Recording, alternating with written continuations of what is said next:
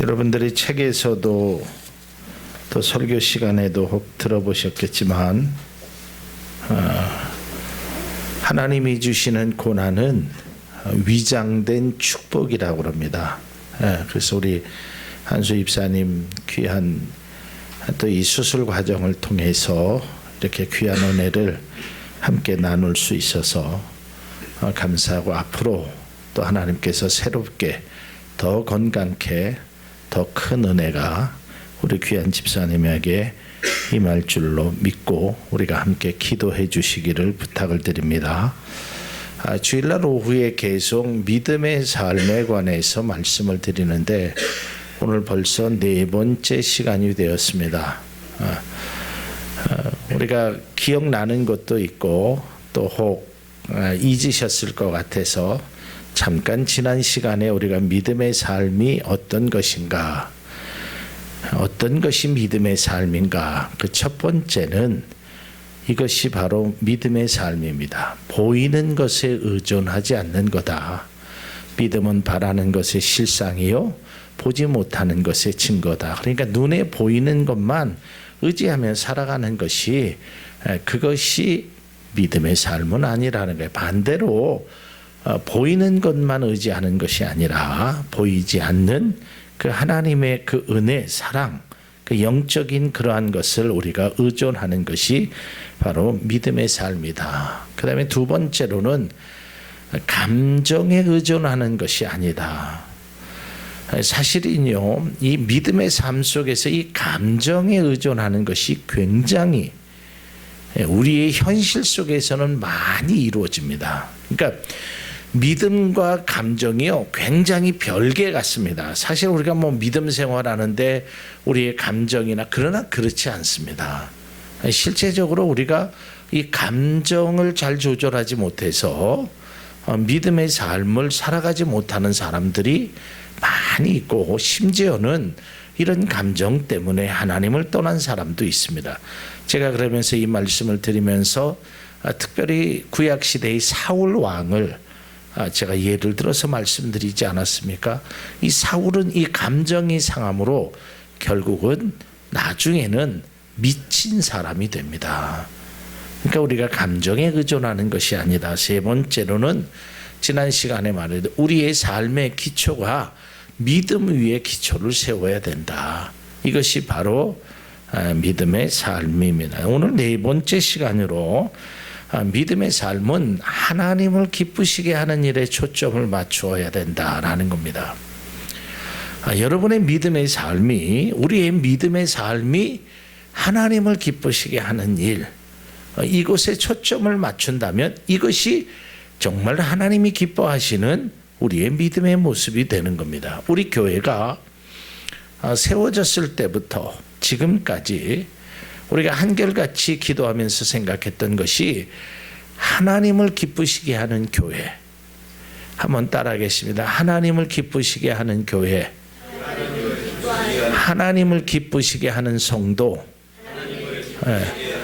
이것이 우리의 초점이 되어야 됩니다. 그러니까 우리 교회가 어떤 일을 행하든 정말 이 일을 통해서 하나님이 기뻐하시는 일을 행해야 된다는 겁니다.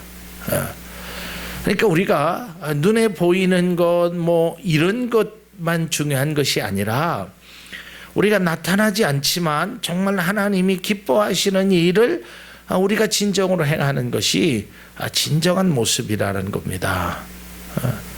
제가 전에도 말씀드렸지만 우리 교회가 이곳에서 5월 6일 날 예배를 드리고 나서 우리 장로님께서 저에게 목사님 이렇게 하면 어떨까요? 하고 저에게 제안을 하신 것이 이 옆에 아파트에 어르신들 효도 잔치를 5월 8일 날 했습니다. 그래서 거기에다가 우리 교회 이름으로 그냥 어르신들 이렇게 조금 식사하시는데 보태도록 이렇게 좀 하면 어떨까요? 그래서 참 좋은 생각이십니다 하고 제가 이제 그걸 가지고 알아보니까 관리사무실에서 주최를 한다 그래가지고 우리 교회 이름으로 제가 찾아가서 봉투 하나를 드리고 왔습니다. 그러니까 거기 있는 사람은 어안이 벙벙한 것 같아요. 알지도 못하는 사람이 그저 교회 목사라는 사람이 와서 봉투를 전하고 자기들이 행하는 그 효도잔치에 그런 도움을 준 거에 대해서 받기는 받는데 아마 제 생각에 이런 걸 처음 받아본 사람 같아. 그래서 제가 그거를 주고 오면서 제 마음 가운데 참 이런 일이 하나님이 기뻐하시는 일이 아닐까. 뭐 제가 어르신이 누군지도 모르고 몇 명이 모이시는지도 모르지만 그 어르신들을 위해서 우리 교회가 작은 것이라도 이렇게 함께 나눌 수 있는 그런 교회가 진정으로 하나님이 기뻐하시는 교회라는 것입니다. 우리 성도의 삶에도 마찬가지입니다. 하나님께서 기뻐하시는 일, 그러니까 우리가 다 그렇게 행할 수는 없지만 내가 운전을 하면서 내가 사람을 만나면서 직장을 다니면서 정말 하나님이 기뻐하실까, 나의 모습을 보고 하나님이 어떠하실까, 이런 생각을 조금이라도 갖는다면 우리의 행동이 조금 더 조심스러워질 거고 때로는 우리의 행동이 더 믿음스러워질 수 있다는 거예요. 그러니까 교회 안에서만 하나님이 기쁘시게 하는 일을 행하는 우리가 아니라 우리의 삶의 모든 현장 속에서 자는 시간을 빼놓고 내 온전한 정신으로 온전한 생각으로 살아가고 눈 뜨고 있는 아침부터 자기 전 저녁까지의 우리의 삶이 하나님이 기쁘시게 하는 일에, 하나님이 보시던 보시지 않던, 누가 사람들이 나를 보던 보지 않던 그 하나님의 일을 행하는 그러한 하나님이 기쁘신 일에 동참하는 믿음의 성도가 많아지면 많아질수록 한국 교회는, 또 우리 교회는 부흥되는 그 밑거름이 분명히 될 것입니다. 그래서 믿음의 사람은 하나님을 기쁘시게 하는 그런 삶을 살아야 한다라는 것입니다. 오늘 본문의 말씀에도 사도 바울이 데살로니가 교인들에게 편지하면서 내가 너희를 권하느니 너희가 어떻게 행할 것을 말했는데, 사도 바울이 쓰는 용어 중에 하나 마땅히라라는, 이것은 마땅히라라는 것은 당연하게 의무적으로 무조건 이 일을 행해라는 것입니다. 그것이 바로 하나님이 기뻐하시는 것이 너희들이 힘써야 된다. 하나님이 기뻐하시는 일에 힘써야 된다라고, 그것을 너희들이 배웠다라고 말하고 있습니다. 고린도후서 5장 9절에 보면 그런즉 우리는 몸으로 있든지 떠나든지 주를 기쁘시게 하는 자가 되기를 힘쓰노라. 여러분, 저는 바라기를 우리 교회 성도님들이, 이곳에 있는 모든 하나님의 백성들이 하나님을 기쁘시게 하는 일에 내가 작은 실천이라도 하나씩 하나씩 행할 수 있다면 이것이 바로 하나님이 기뻐하시는 일뿐만 아니라 우리의 삶에도 큰 좋은 영향이 있다라는 거예요. 근데 우리는 하나님을 기쁘시게 하는 것이 교회라는 믿음의 세계라는 그 테두리 안에서만 이루어지면 안 된다는 겁니다. 자녀가 부모를 기쁘게 하기 위해서 부모님 보시는 앞에서 공부도 해야 되고 말씀도 잘 듣고 이것도 중요하지만, 엄마가 있던 아빠가 계시던 뭐 누가 있던 없던 상관없이 내가 가정에 있으나 학교에 있으나 친구들을 만나나 무엇을 하든지 간에 내가 이런 행동을 하면 우리 엄마 아빠가 기뻐하시겠지, 그런 생각을 가지고 살아가면 그것이 바로 믿음의 삶이고 자녀들의 행해야 될 마땅한 삶이 되는 겁니다. 늘 말씀드리지만 여러분의 믿음의 삶의 테두리가 교회 안에서만 이루어지지 않고 세상 밖으로 나아갈 수 있는 그런 믿음의 삶이 될 수 있기를 바랍니다.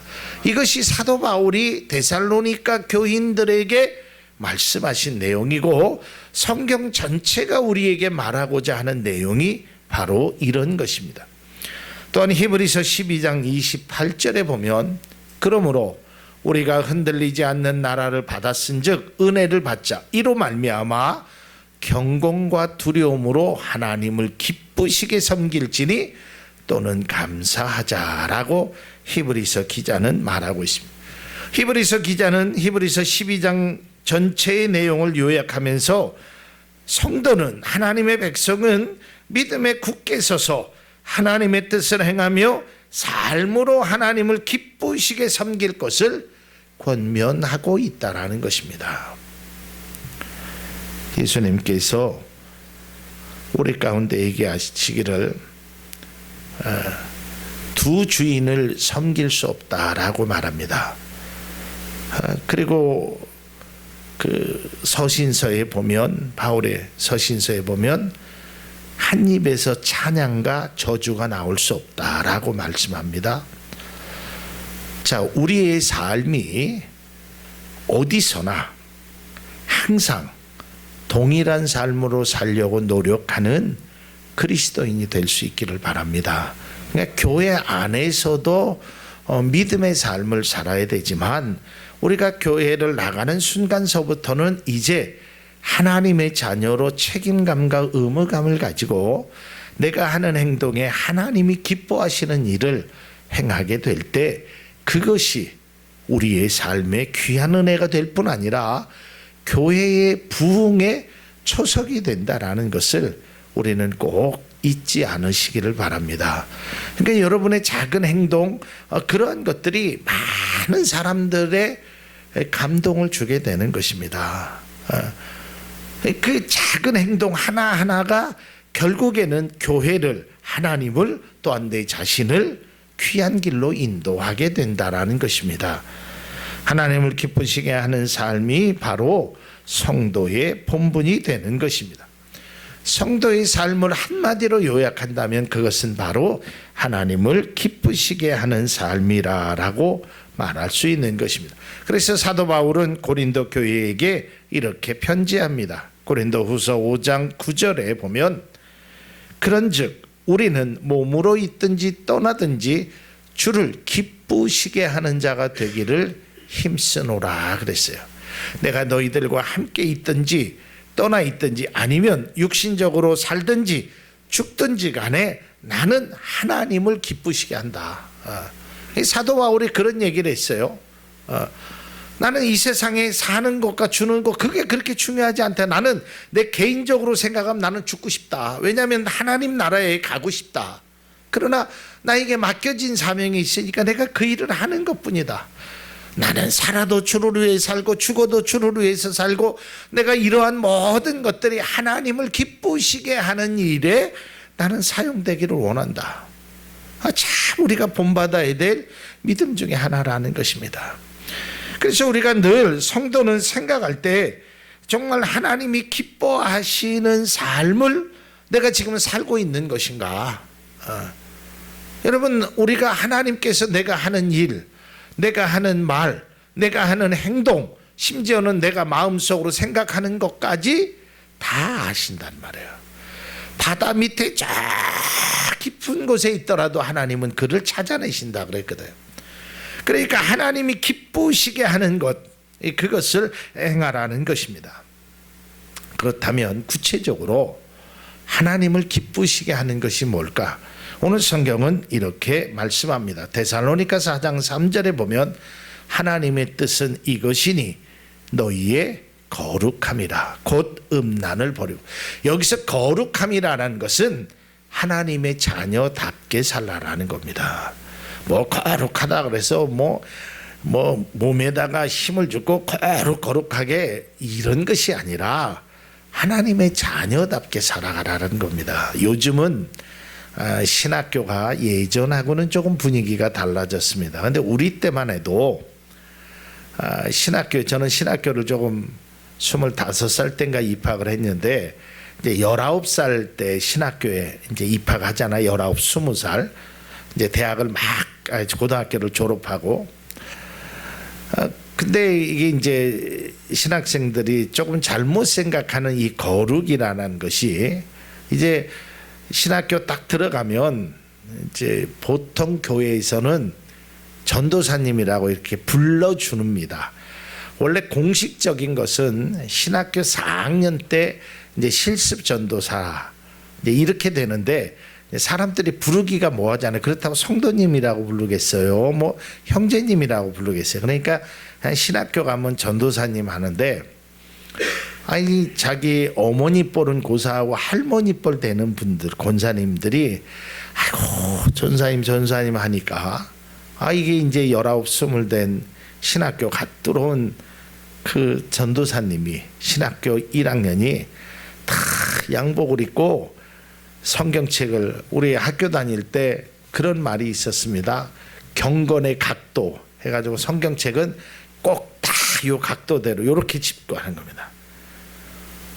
그렇게 하는 것이 거룩함인 줄 착각하면서 결국은 나이 어린 친구가 나이 많은 권사님한테 자기가 하나님의 종이라는 그러한 것으로 때로는 말도 행동도 조심하지 못하는 모습을 보면서 참 눈살을 찌푸리게 한 것을 몇 차례 본 적이 있습니다. 여러분, 여기서 거룩함이라는 것은 겉모습의 거룩함이 아니요, 우리의 삶의 내면의 거룩함을 유지하는 것이 진정한 거룩함이라는 것을 기억할 수 있기를 바랍니다. 그러니까 하나님께서는 우리가 이 악을 버리고 하나님의 뜻하신 대로 살아가기를 원한다는 겁니다. 그래서 사도 바울은 악의 모양이라도 버리라 라고 말하지 않습니까? 그러나 우리가 이 세상을 살면서 죄를 짓고 때로는 악한 모습으로 살아갈 때도 있습니다. 그러나 그때마다 우리는 빨리 자기 자신을 내가 이렇게 하면 안 되지. 내가 이렇게 하면 하나님이 기뻐하시는 일이 아니지. 내가 이런 말을 하면 하나님의 마음을 아프게 하는 말이지. 이게 바로 성도의 삶이라는 거예요. 그런데 내가 하나님의 뜻, 하나님이 기뻐하시는 일을 행하지도 않으면서 하나님을 전혀 잊어버리고 살아가면 그것은 바른 삶이 아니라는 것입니다. 월요일부터 토요일까지는 하나님과 관계없이 살다가 주일날만 예배를 드리고 하나님의 자녀로 살아가는 것은 진정한 하나님의 뜻이 아닌 것입니다. 하나님은 주일날에도 변함없는 하나님의 자녀, 월요일서부터 토요일날까지도 변함없는 하나님의 자녀로 살아갈 것을 말하고 있다는 것입니다. 여러분, 학생들에게 방학이라는 것을 주지요. 방학이라는 것을 준 것뿐이지 그렇다고 해서 방학 때는 학생이 아닌 것이 아닙니다. 학교에서만 학생이 아니라 학교에서 하교해서도 그 학생은 학생인 것입니다. 여러분, 군인이 휴가라는 것을 얻습니다. 그러면 군대에서 이제 집에 와서 옷도 이제 군복을 갈아입고 사복을 입습니다. 그래도 그는 군인인 것입니다. 휴가를 나왔다 뿐이지 옷을 갈아입었다 뿐이지 그가 군인으로서의 신분은 유지되고 있다는 건 마찬가지입니다. 우리가 교회 안에서만 장로님, 권사님, 집사님, 안수집사님, 성도님이 아니라 우리는 교회 바깥에서도 우리의 삶 속에서도 장로님, 권사님, 집사님, 안수집사님, 성도님, 권찰님, 다 목사님 다 그렇게 살아가야 한다라는 것입니다. 그래서 사도 바울은 에베소 교인들에게 편지하면서 이렇게 말합니다. 에베소서 5장 9절에서 11절, 이 말씀은 좀 새 번역으로 읽는 것이 좀 나을 것 같아서 9절, 빛의 열매는 모든 선과 의와 진실에 있습니다. 주님께서 기뻐하시는 일이 무엇인지를 분별하십시오. 여러분은 열매 없는 어둠에 끼어들지 말고 오히려 그것을 폭로하십시오. 그러니까 열매 없는 자, 어둠에 사는 자가 아니라 오히려 그것을 밝히는 열매 있는 빛을 발하는 그러한 성도로 살아가야 한다는 것입니다. 사랑하는 성도 여러분, 주님께서 기뻐하시는 일을 행할 때 우리의 모습을 보고 진정으로 기뻐하신다는 겁니다. 하나님이 원하시는 것은 우리가 하나님의 마음에 흡족한 그런 기쁨의 모습으로 살아가는 것을 하나님은 진정 원하고 있다라는 것입니다. 우리가 복음성가 가사에도 있듯이 나 주님의 기쁨 되기 원합니다. 하나님, 내 행동이, 내 말이, 내 삶이 하나님이 기쁨이 되게 하여 주옵소서. 이러한 생각을 가지고 우리가 행동을 하고 말을 하면 우리의 행동이 지금보다는 그래도 더 하나님 앞에 가까이 가고 하나님의 마음을 기쁘시게 하는 일에 동참하는 믿음의 그리스도인들이 되어야 될 것입니다. 악을 버리고 선을 행하라는 것입니다. 부정한 것을 버리고 거룩함을 이루라는 것입니다. 땅의 것만 바라보지 말고 하늘의 소망을 바라보라라는 것입니다. 오늘 말씀을 함께 나누는 우리 모두 우리의 모습을 통해서 나의 모습은 진정 하나님이 기뻐하시는 모습일지 내 자신을 다시 한번 뒤돌아보는 귀한 시간들이 우리에게 되기를 기원합니다.